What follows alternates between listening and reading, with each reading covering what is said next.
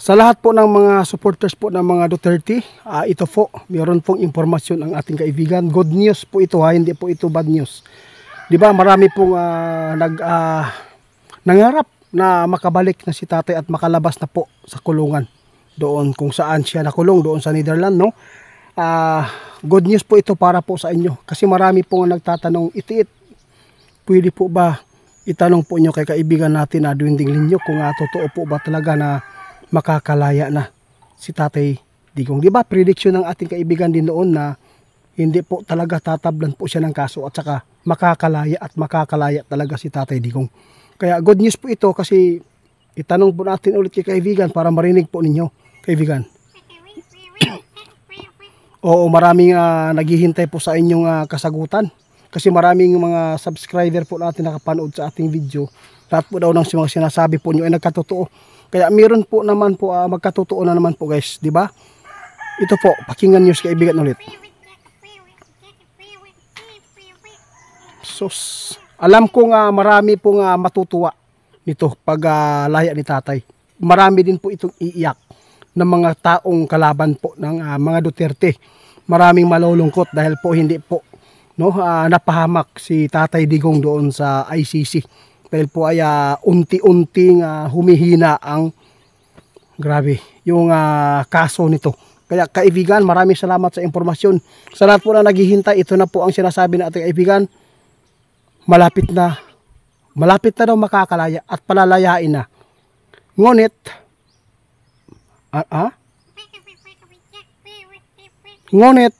meron pa ring kaso na kanyang haharapin pero hindi naman po totally ito guys, no? Parang mapawalang sala pa rin siya dito. Marami man pong magdidiin ulit. Ano lang kayo ha, sa lahat po na nagpatanong sa atin. Alam ko nga marami malungkot po at maraming iiyak dito. Dahil po gusto po ng mga kalaban po nila kaibigan na si Tatay Digong madidiin. Ngunit hindi po madidiin dahil po ay makakalaya na po ito. Ito yung sinasabi ng ating kaibigan. Oo, makakalaya. Ang problema lang po dito, hindi po natin alam kung ang paglaya po ni tatay, kung safety po ba o magulo. Basta ang sinasabi ng ating kaibigan, ipagdasal natin na sana walang mangyayari. Kasi gusto po ni Sarah talaga na hindi po pauwiin dito. Baka po matulad siya kaya Ninoy Aquino. Oo. Salamat po daw sa lahat po ng may mga tiwala sa mga kaibigan natin na ipinapaabot po ito. Totoo po ito guys, na ito po ang balita ng ating kaibigan na nakuha po ngayong impormasyon na ito ay si Tatay Digong. Noong nahuli pa siya, alam na po nila ng ating kaibigan na makakalaya po ito. Kaya good news po ito para sa mga supporters ng mga Duterte. Salamat po sa lahat po ng mga nagsubaybay po sa atin. Marami po magmamahal din po sa atin. Salamat po. Abangan po ninyo guys, no? Yung mga susunod po nito, mga update ng ating kaibigan. Kasi po, alam po natin na makikita din po ng ating kaibigan. Hindi man lahat, pero makikita din po niya yung ibang mga impormasyon na kung ano man posibleng mangyayari. Hindi po natin alam guys ang paglabas ni tatay pag uwi niya dito, safety or tahimik na po o magulo. Baka alam nyo po kung ano po ang mga takbo ng isip ng tao.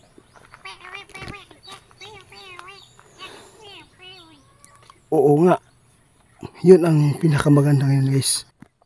Dahil po, posibleng next month makakalaya na si tatay doon sa ICC.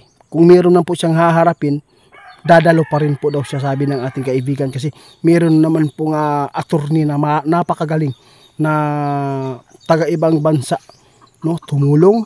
Maraming salamat ay yung mga taong nalulungkot ngayon, alam ko nga matutuwa kayo. Kung maraming matutuwa, marami din pong mapapahiya at marami din pong malulungkot nito. Sana mag-ingat po tayong lahat. Huwag po tayong magpakampante ngayon. Dahil po ang buhay ng isang tao ay wala ng halaga.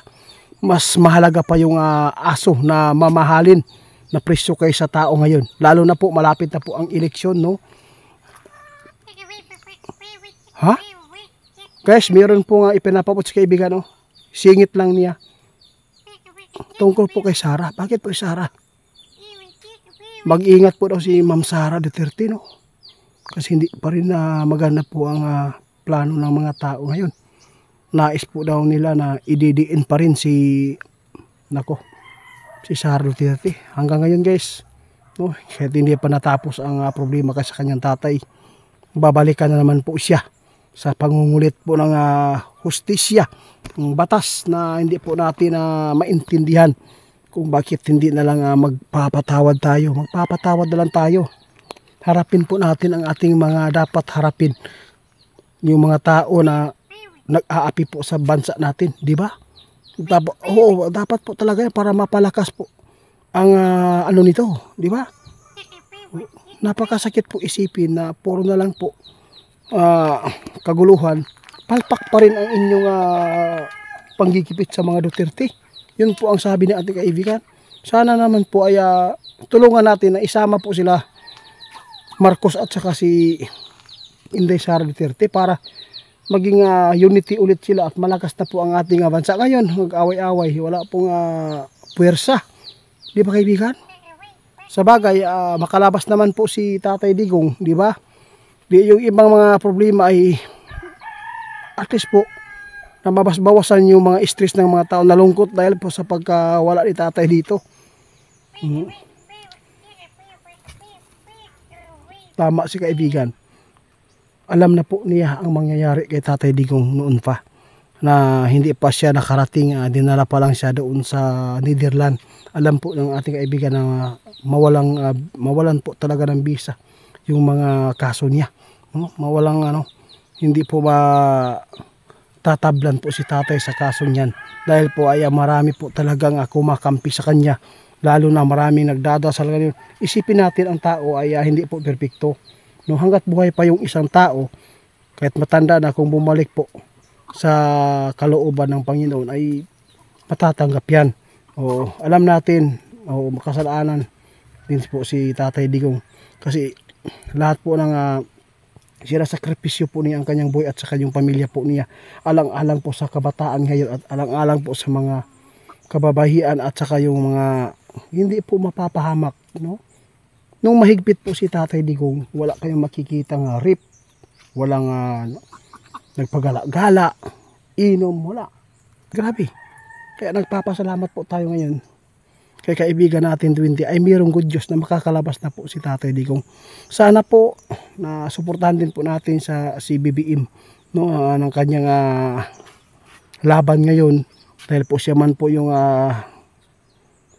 gipalingkod nato diri, dapat respetuhon po nato, no? Sa lahat po ng mga nagre-reaction, sa bagay, kung makikita po natin parang pantay-pantay lang din po ito kasi meron pong nagre-reaction po kay Duterte, ang tinatawag po nila Dutay, di ba? Medyo sa bagay makikita po natin parang ganti-ganti na lang ito talaga kasi salamat kaibigan sa good news.